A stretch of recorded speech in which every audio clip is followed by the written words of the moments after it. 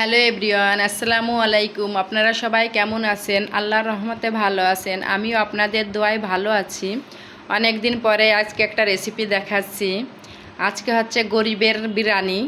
ঘরে যা উপকরণ আছে তাই দিয়ে রান্না করে দিব আজকে মেয়েকে। আজকে কোনো মিষ্টি হবে না, ঝাল বিরিয়ানি রান্না করব। যেহেতু মিষ্টি তো করি, আজকে ভাবলাম একটু অন্যরকম করি, ঝাল দেই।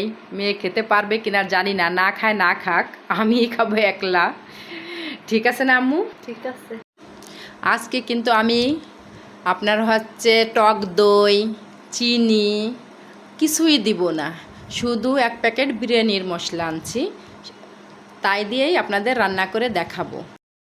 মাংসটা ভালো করে কষিয়ে নিয়েছি, একবারে কালো কালো হয়ে গেলে তারপর চাউলটা ধুয়ে রেখেছিলাম 10 মিনিট আগে, ঝরঝর হয়ে গিয়েছে, তখন চালটা দিয়ে দিলাম। আজকে আমি সসপ্যানে করে রান্না করছি, ফ্রাই প্যানে করলাম না, যেহেতু অল্প চাউল।